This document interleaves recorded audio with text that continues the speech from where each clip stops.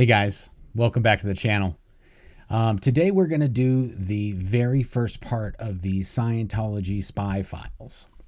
And before we get started, I need to basically clear up and lay out some of the key players and some of the terminology that gets used in these documents. It's almost the same exact people and the same exact things they're talking about throughout all of the files. And if there's a specific thing that gets brought up in one document that doesn't get brought up in any of the other documents, I'll just explain that when we get to it. But there's a bunch of people that are in all of them. So I'm just going to lay out who those people are, and I'll put up a document on the screen so that you can see who's who, and you can also freeze frame on it. If I go through it too fast, you can just freeze frame it so you can read the document that I put together. But the first document we have here is basically who the key players and the terms are. So OSA Int is the Office of Special Affairs International, and that is part of Church of Scientology International. And OSA is basically like the dirty tricks wing of Scientology. They're the ones that are in charge of the lawyers, hiring private investigators. They're the ones that are in charge of harassing former members that are exposing anything that goes on inside Scientology. And they are located, the OSA Int headquarters are at 6331 Hollywood Boulevard in California. And that is OSA Int. Now, the person that's writing almost all of these documents is a person, the post title, the person's job title is External Security Chief OSA Int. And this is a girl by the name of Kirsten Pedersen. And Kirsten, she was Kirsten Catano at the time when she wrote these documents. And she was actually married to the security chief at the Int base, Kevin Catano. So she's the external security chief OSA Int, and she was married to the security chief at the Int base. Now, what is an external security chief? So she's basically responsible for the security of Scientology outside of Scientology. So if somebody leaves Scientology and then starts exposing things about it, that's her problem. And it's her problem to figure out how to stop it. And so the whole reason that that she's involved in this is because that's what I was doing. I was exposing things on the internet about the Scientology International base where I worked at for 15 years. And I started just writing and posting all these juicy tidbits of what was going on at the Int base on an internet forum. And we'll get to that in a bit. Okay, most of the people that Kirsten, the main person that Kirsten is writing to in these documents is a post by the name of WDC OSA. And that stands for the Watchdog Committee Member for the Office of Special Affairs. Now, I just did a video with Mike earlier today, and he confirmed that it was either him or two other guys that would have been answering from this post. The way it is at the Int base is that you could be, Mike Rinder could be on post as WDC OSA, but there could be one or two other people also answering for that post because Mike is dealing with John Sweeney from the BBC who's doing a story, or the Today Show, or Mike could be off doing some super, super high profile security flap or leak or kerfluffle that's happening that Scientology doesn't want to happen. So then somebody else could answer for him. By the time we get to the documents that WDC OSA is writing back down, we'll get Mike on and we'll have him verify or comment on the comments that are the dispatches that are being written. Okay, the next thing we need to know about is called Clambake. There's a lot of references to Clambake in these documents.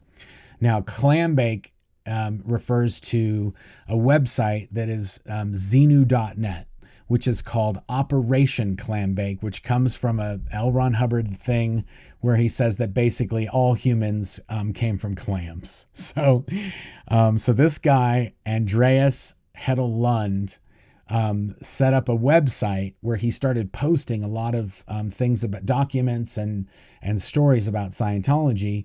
And Scientology spent years, and I'm pretty sure they sued him. And they tried to basically get this website shut down. And to this day, it's still up and everything's on there. So they failed miserably at getting this website shut down. But when they're talking about Clambake, Operation Clambake has basically like a documents sort of repository. And then it also has a message board, which was commonly referred to as OCMB, Operation Clambake Message Board. And when I got out of Scientology, I was started to go on the internet and look up Scientology stuff, I found this message board. And there was a lot of stuff on there that was outdated or just old and not totally accurate. So I started posting like, hey, this isn't accurate, but this is what was happening. And then you can see the Scientology folks were reading this website all day, every day, because as soon as I posted, poof, these reports started going up. Okay, the next thing is blow. Okay, there's a lot of references to blow, blown, blowing. So a blow in Scientology is when you leave without authorization. So if somebody escapes from the international base, they say this person has blown or that they blew. And then if you usually, someone who had, like if somebody just disappears and you don't know where they went, at the base, it'll be like, oh, hey, what happened to Gary? And it'll be like, oh, Gary blew.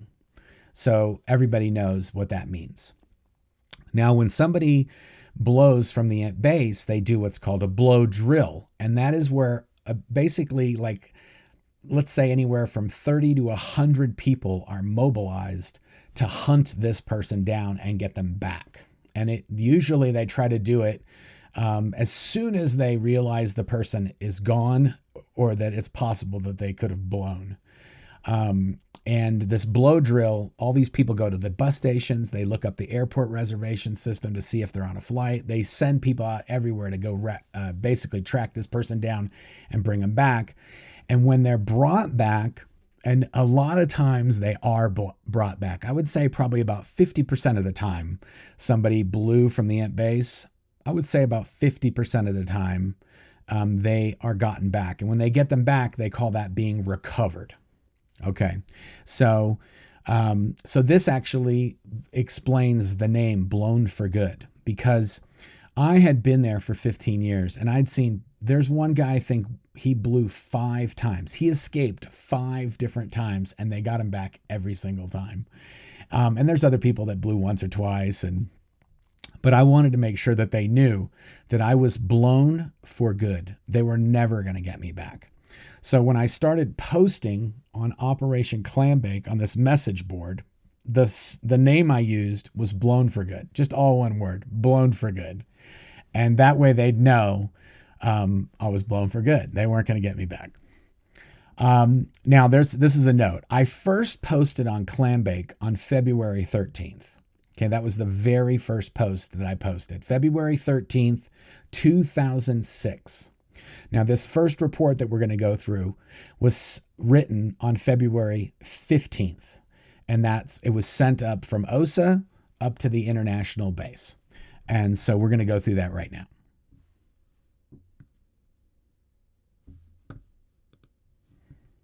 Okay, so this is the cover page for that document. And now this is the only document, I think, in this whole bunch that has a cover page. All of the rest of them are just individual, basically Word documents that were being shared back and forth. This one is a copy of a fax. So this was faxed to the int base, and then somebody copied it and scanned it, and then that's what went into my dossier.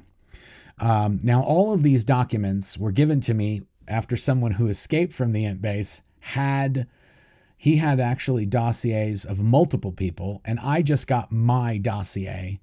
And but the great thing about this dossier is it has some crossover. So there's a few different other people that had dossiers, and sometimes they ganged up the reports and they mentioned 2 or 3 different people in one report. So in my dossier, there's actually some South Park juice when Scientology was trying to infiltrate South Park. So we'll get to that document soon. But this is the very first document where basically they discovered that there was this person, and who possibly could it be? So this is the cover sheet. It's February. This is sent on February 16th. When we get to the report, it'll have the date of February 15th. So it looks like they wrote it up on the 15th, and then they were probably massaging the report and trying to get as much data as they could before they sent it up. In Scientology, if something's wrong and you just send up, hey, a report, there's something wrong, that's not acceptable. If something's wrong and you send up a report, you have to say, this is what's wrong and this is the handling. So this is that first report. Basically, this is what's happening and this is our handling. So you can see this first page. It says confidential, and it's basically from the external security chief, OSA Int, Kirsten, and it's being sent to the invest chief, OSA Int.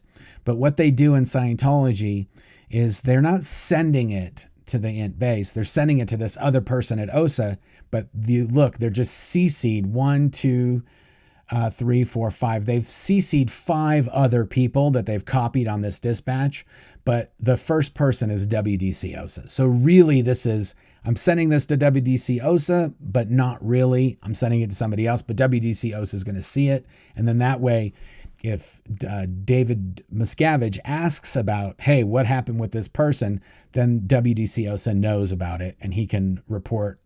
If Dave asks him a question, he'll have some information on it because he got a copy of the report.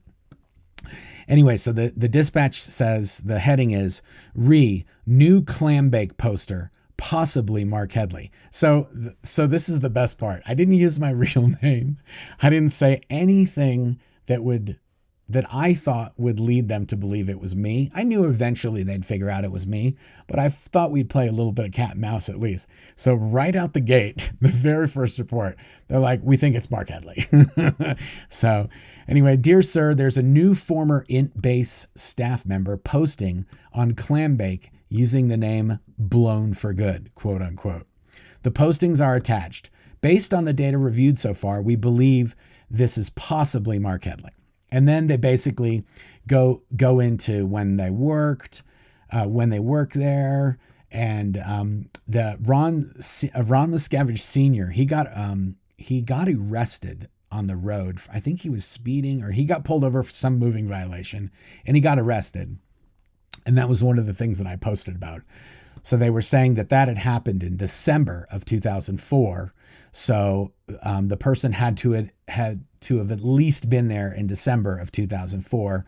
And this is now, when these postings are taking place, this is in 2006.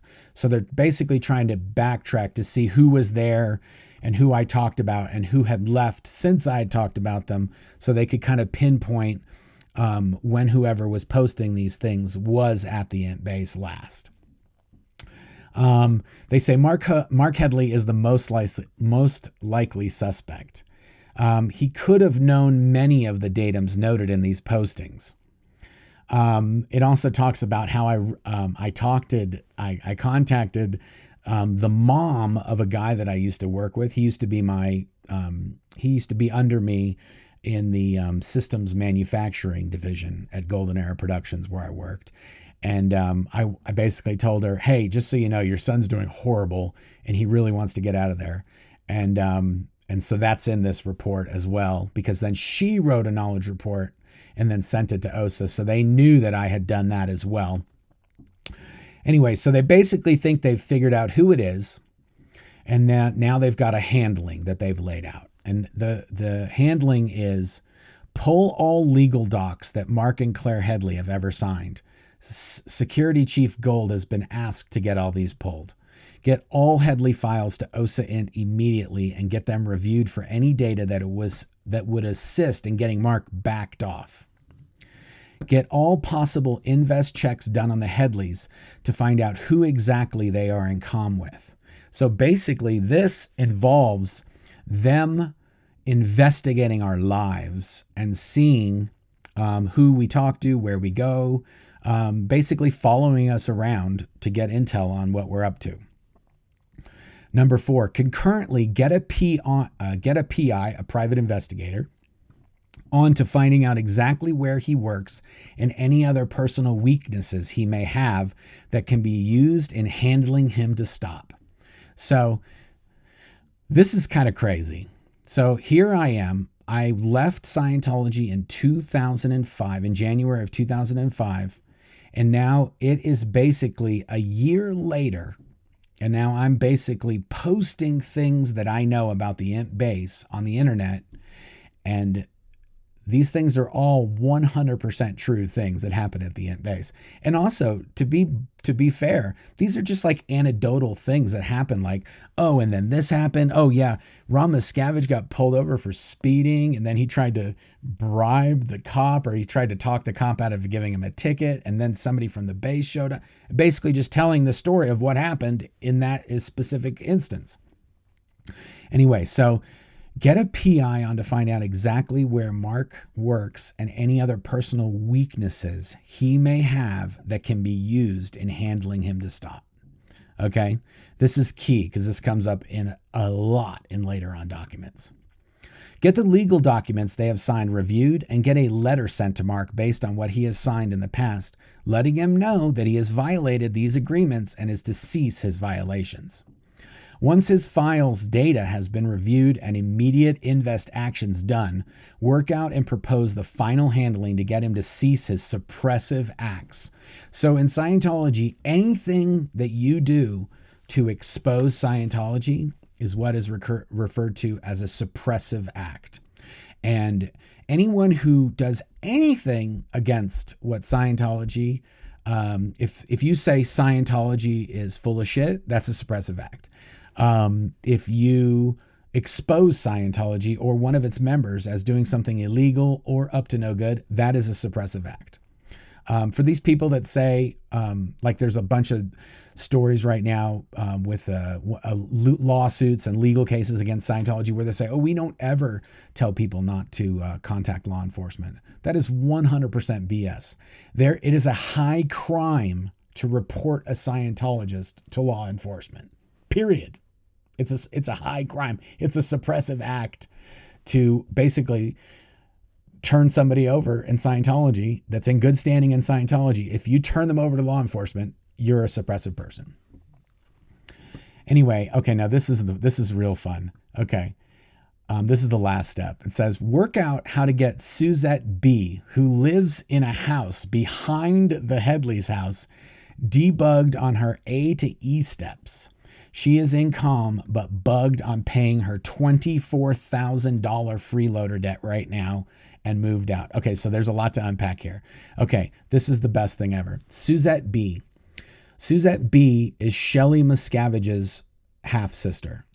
And she got out from the base just a few months after I did, and she ended up living in our guest house behind our house that we were renting.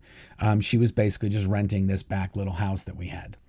And so now that's Dave Miscavige's sister-in-law. Shelly Miscavige's half-sister lives in my house. So here I am posting all this stuff on the internet, and Dave's sister-in-law is right here next door living with me. So then they need to get her moved out of the house and debugged on her A and E steps. So if you get declared a suppressive person by Scientology and you want to get back in good standing with Scientology, like so you can talk to your mom or so you can talk to your brother, there is a way for you to do that. Now, in Suzette's case, one of those steps is paying $24,000 to Scientology for courses that she did when she was in the Sea Org. Now, Claire and I got our freeloader bills, and I'll have to dig those up so we can put those up here. I want to say it was about $150,000 that they wanted us to pay to them. In addition to all these other steps, the steps are A, B, C, D through E. Those are the steps you have to do. And one of the first steps up is give us a bunch of money. That's one of the first steps. And so for me to get into good standing with them, first of all, I would have to not tell everybody that they're full of shit and that they're criminals. And that also I need to pay them between my wife and I. And also my wife couldn't get undeclared and still be married to me, and I couldn't get undeclared and still be married to her. So in order for me to do my A&E steps, I'd have to pay them $150,000. For my wife and I to talk to our families, the bare minimum that we'd have to do is give them $150,000. Now, this is after working for them for 15 years for $45 a week at the most. Some years, no pay at all. Some many weeks in a row, no pay at all. But somehow I'd have to come up with $150,000 after getting paid less than Chinese slave labor wages for 15 years. So that was pretty much out of the question. And also they're full of shit. And I didn't want to get back in touch with them anyway. I didn't want to sacrifice my integrity just so that I could talk to some people that I never talked to anyway, because I was in the Sea Work for 15 years and I never saw or spoke to pretty much anyone in my family that entire time. So anyway, so this is the end of the report. Okay, now I'm not going to go through all the postings. Some of them are hilarious. If you want to read the original postings, just go to Operation Clambake message board and search "blown for good," and they're literally, I think the posts on Clambake, I want to say they've been viewed 500,000 times. That's all the posts added up. That's how many times they've been viewed. So, and most of the people that are on this Operation Clambake site are ex-Scientologists or Scientologists that are currently in good standing, that are reading about Scientology and the internet, trying to figure out what's going on, and basically planning to leave, but not doing it so overtly. Anyway, so this is the end of the document. And now I'm going to just put these pages up. I'll just put like a page up as I'm talking, and I might kind of just skim through these. But if you want, you can freeze frame the video and then you can just read the post.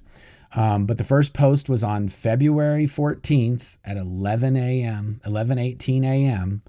And it's talking about, at this time in February 2006, it's talking about why some buildings that they've been working on for years and years and years, mainly the Superpower building in Clearwater, why it hasn't been opened. And basically how they've been working on it for 20 years. And here's all the real reasons it's not open.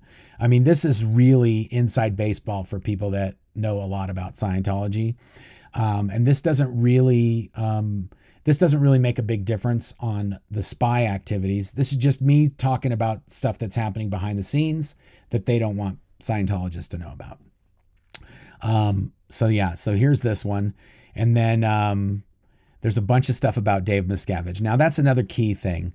If you talk about Dave Miscavige on the internet, then OSA's ears are going to perk up, because David Miscavige has a big problem with people posting stuff about him on the internet. He really is sensitive about that. So OSA is all over that. They know that's sort of like one of their main directives. Nobody should ever say anything bad about David Miscavige, no matter what. And if it's on the internet, you need to get it removed from the internet.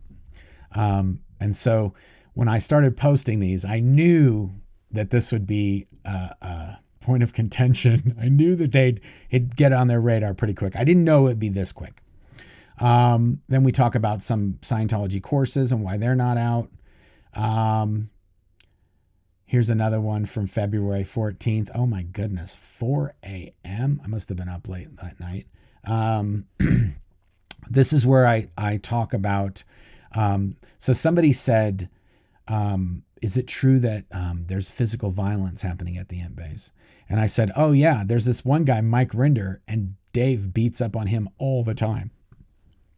And then I also I basically say how he beats up Rinder all the time. And then I list out all these other people that I personally have seen him beat up. And then also about this one guy who got run over by a car, almost got run over by a car by this girl, because Dave told her, hey, go run him down. And she took it seriously. I mean, Dave could or could not have been joking, but she took him seriously and she drove after him. And he ended up breaking his leg trying to get away from her while she was trying to run him down in a car. So I told that story. And then talks about Marty, because some people were asked if Marty Rathbun really blew. I said yes, he blew in mid-2004. Oh my goodness, I'm talking about, there's a lot of like behind the scenes craziness. Also talking about Warren McShane and about how he had to take over from after Marty blew. And then,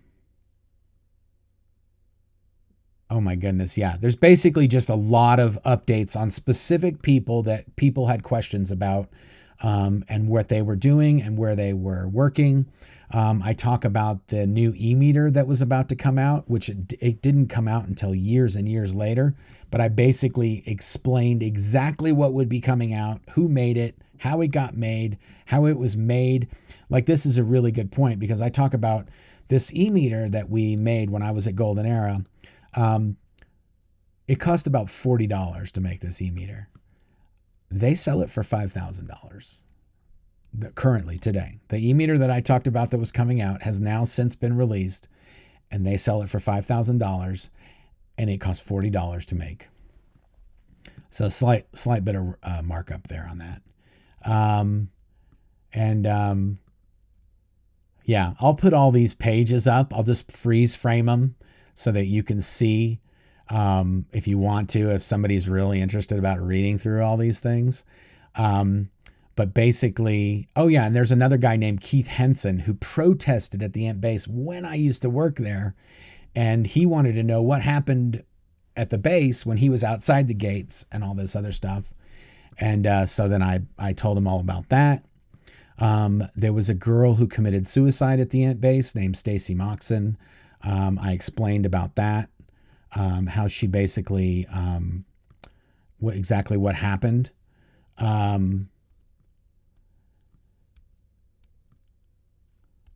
Yeah, there is a lot of good stuff in it. There's a whole bunch of people that went to the RPF when that girl committed suicide. At the time, I actually thought that it was an accident because that's what we were told. And then after I talked to my wife about it months and months later, she said, oh no, she left a suicide note, which was not popular knowledge at the international headquarters. Only a few people knew, like the person who found the note and her best friends and some other people.